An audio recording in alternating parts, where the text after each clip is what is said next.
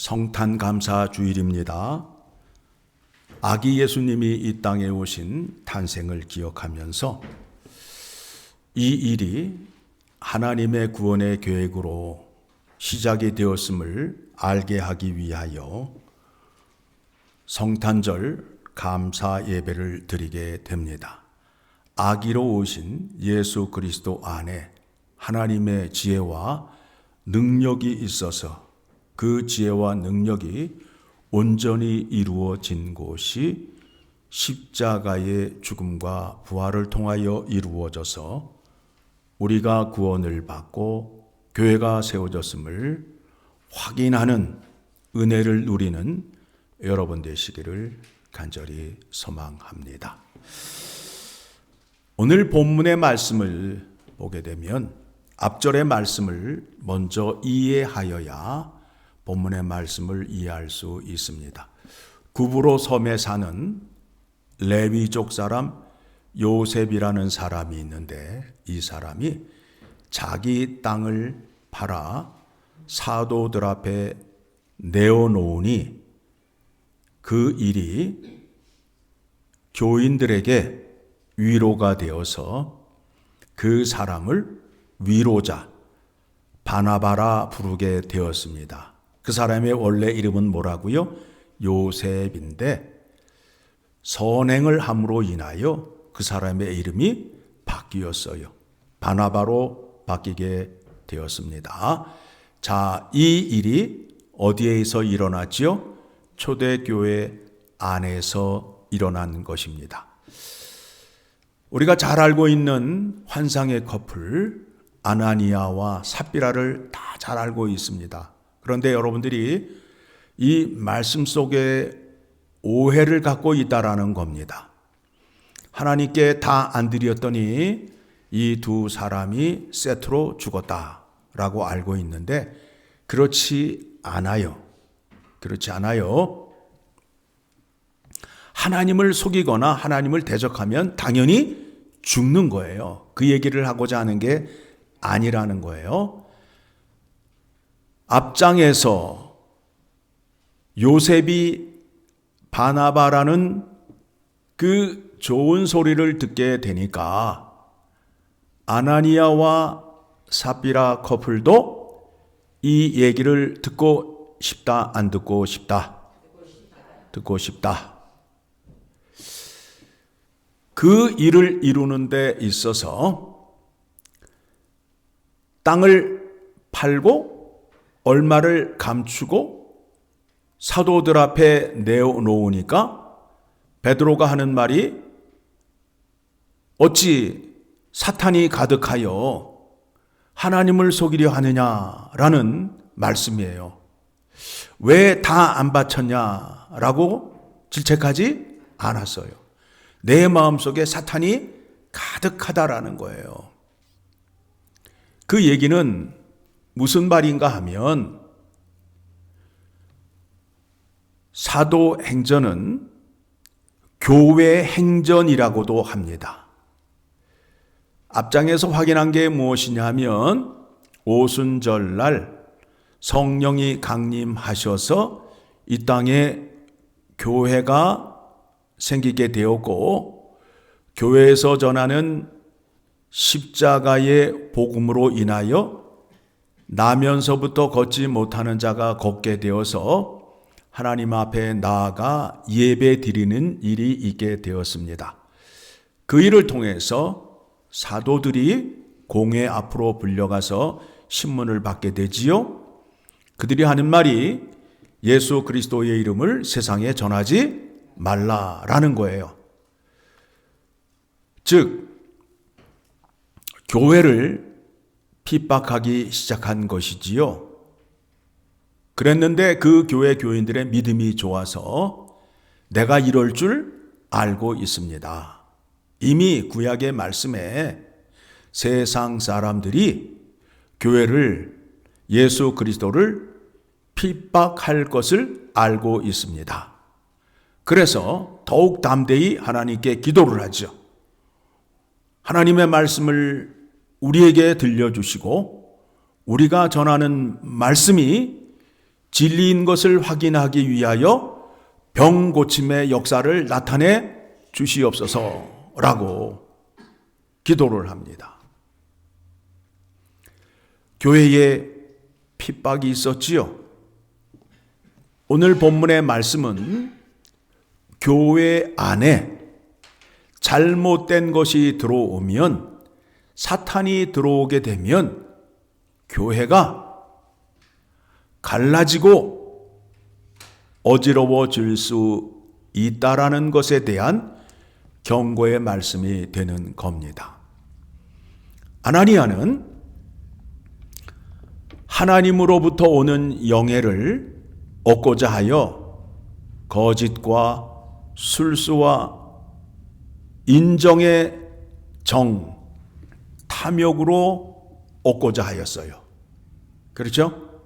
즉 하나님의 영예를 돈을 주고 살려 했던 것이에요. 오늘날에도 이와 같은 사람들이 있잖아요. 그렇죠? 세상에서는 쪼다 중에 쪼다인데 교회에 들어와서 감투 하나 얻으려고 동네 사람 불러서 갈비 먹이고 냉면 먹이고 표를 구걸하잖아요. 그래서 갈비를 먹은 사람들이 찍어줘요, 안 찍어줘요? 찍어줘요, 안 찍어줘요? 찍어줬잖아요. 지금은 안 찍어준다고 말하지만 찍어줬잖아요. 그렇죠? 그래서 우리가 찍어줬던 그 인간이 지금 교회에 있다, 밖에 나가서 딴짓하고 있다. 딴짓하고 있다라는 거예요. 하나님의 영예를 믿음으로 인정을 받아서 그 자리에 올라가야 되는데 어떻게 했다고요? 돈을 주고 샀단 말입니다. 그래서 교회가 어떻게 되었어요? 하나님의 영광을 올려드리는 교회예요? 아니면 저것도 교회냐는 소리를 듣게 되는 거예요. 그것에 대한 경계의 말씀을 오늘 사도행전 5장 1절에서 11절의 말씀, 아나니아와 삽비라를 통하여 교훈을 주는 겁니다. 그러니까 이 커플은 하나님의 영예를, 장로와 권사를 돈으로 살려 했던 사람이라는 겁니다. 오늘날에도 이와 같은 사람들이 있어요. 그런데 하나님은 속일 수 없다라는 거예요. 그 결과가 나타나잖아요. 예수 안에 있었던 자가 아니라는 것이 증명이 되잖아요. 그렇죠? 포도나무인 것처럼, 포도 열매인 것처럼 포장을 해서 매달려 있었지만 결국에는 예수 안에 함께하지 않음으로 인하여 그 줄기에서 떨어져 나가 결국에는 세상에 버림을 당하는 일을 당하게 된다라는 겁니다. 예수님께서도 말씀하셨어요. 교회 안에 알곡과 가라지가 함께 있을 것이다 라고 말씀하고 있습니다. 알곡은 하나님의 말씀을 잘 순종하는 자이고, 가라지는 위선자예요. 겉과 속이 다른 사람이에요. 교인인 척 하는데 하나님의 계명을 지키지 않는다라는 거예요. 알곡과 가라지가 겉으로 보기에는 비슷해 보이는데 결정적으로 뭐가 없다고요? 열매가 없잖아요. 그와 같은 사람들이 교회 안에 가득하게 되면 거룩하신 하나님이 거하는 교회 안에서 결국에는 심판을 받을 수밖에 없다라는 것을 여러분 기억하셔야 됩니다. 아나니아와 삽비라 사건은 공동체 안에서 일어난 일인데 이것에 대한 교훈이 구약에서도 등장을 합니다. 이스라엘 백성들이 광야 40년을 지나서 여호수아를 앞세우고 가나안 땅에 들어가서 하나님 말씀에 순종하여 여리고 성을 7일 동안 돌아서 점령을 하였잖아요. 그때에 아간이라는 사람이 등장을 해서 탈취한 모든 물건을 하나님께 드려야 되는데 그 중에서 탐스러운 밍크코트, 그늘 훔쳐서 자신의 장막 땅 밑에 감추었는데 그 일이 결국에는 어떻게 되었어? 이스라엘 공동체가 하나님 앞에서 심판을 받게 되는 결과를 초래하게 되었잖아요. 그래서 조그마한 성 아이성을 치러 갔는데 어떻게 되었어요? 승리했어요? 패배했어요? 패배했잖아요. 하나님 말씀에 불순종함으로 인하여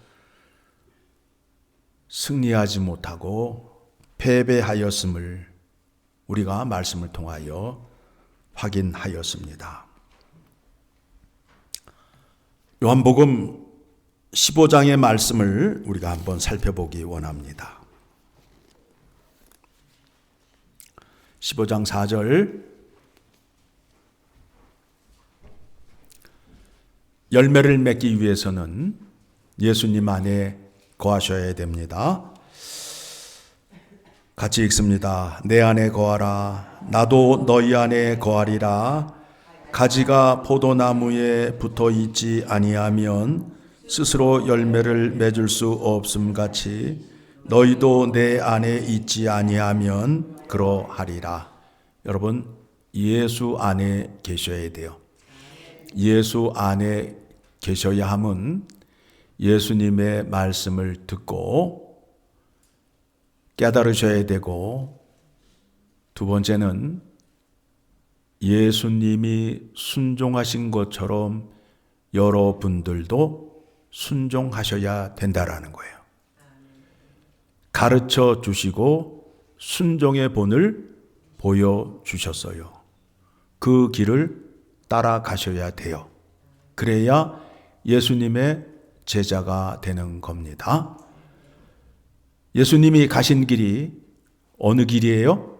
하나님 아버지의 집으로 가신 길 아니에요.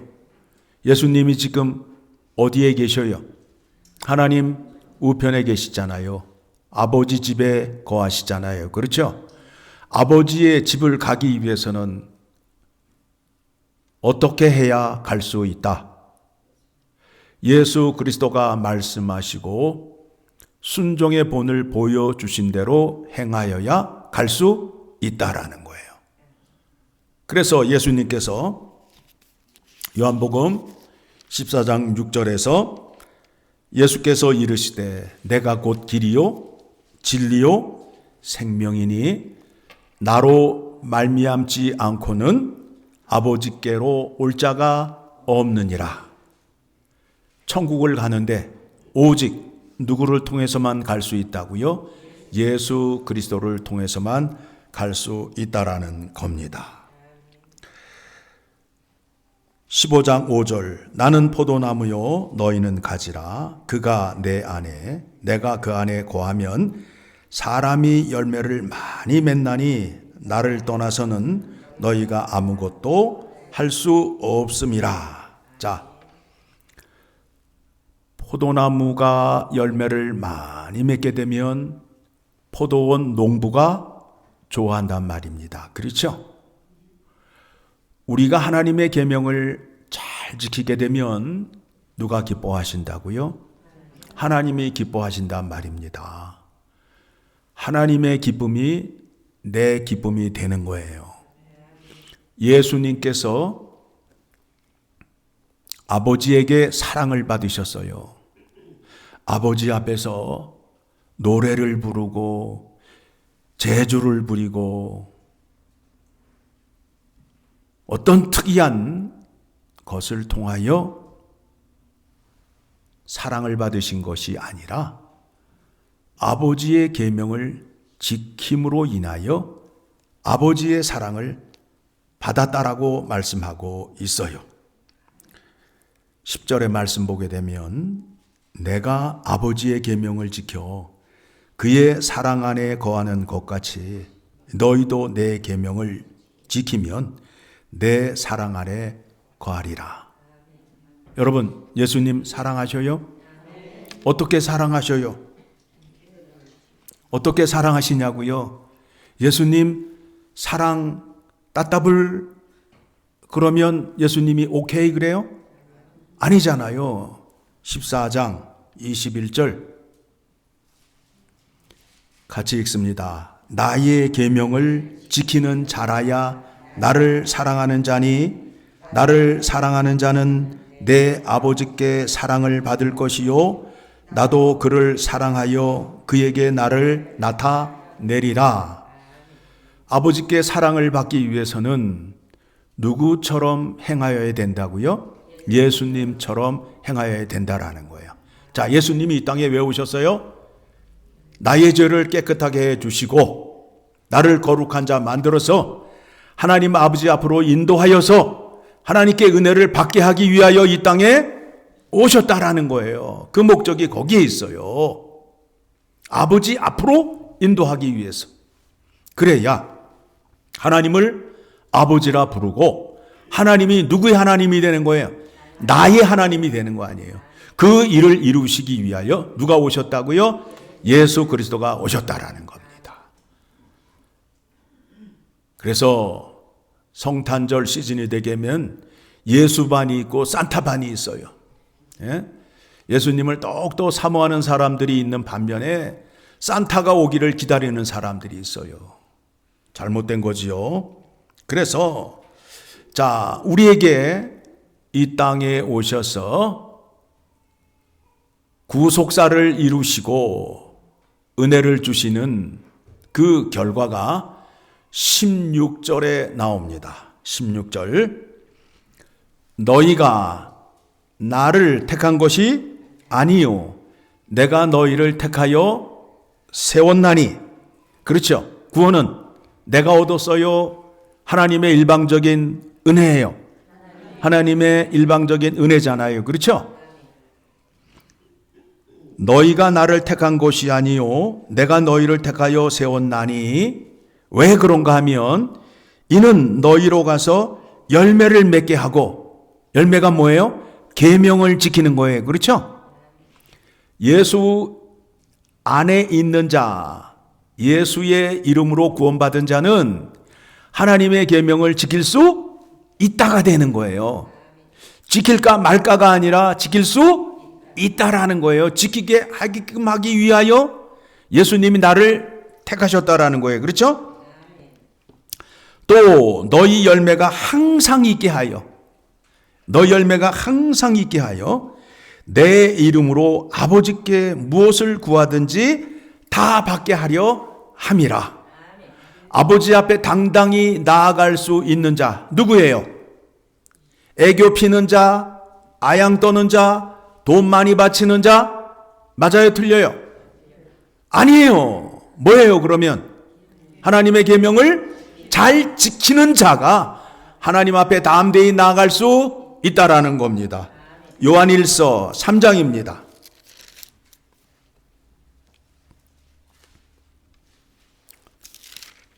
21절 같이 읽습니다. 사랑하는 자들아, 만일 우리 마음이 우리를 책망할 것이 없으면 하나님 앞에서 담대함을 얻고 무엇이든지 구하는 바를 그에게서 받나니 이는 우리가 그의 계명을 지키고 그 앞에서 기뻐하시는 것을 행함이라. 하나님은 무엇으로 기쁨을 받으신다? 내가 드리는 돈, 내 재주? 아니라는 거예요. 뭘로 기쁨을 얻으신다고요? 내가 너희에게 명령하고 내가 너희와 언약을 맺은 그 계명을 지키게 되면 나는 기뻐한다. 나의 기쁨을 너희에게 준다. 그리고 내 앞에 오게 되면, 하나님 아버지 앞에 가게 되면 아버지께 구하는 대로 아버지가 주신다 안 주신다? 주신다. 주신다. 문제는 뭐냐면 아버지 앞으로 나아가기까지가 문제라는 거예요. 아버지 앞으로 나아가기까지가 문제라는 거예요. 그런데 그 문제를 하나님의 계명을 지킴으로 인하여 아버지께 나아갈 수 있게 된다라는 거예요. 그렇죠?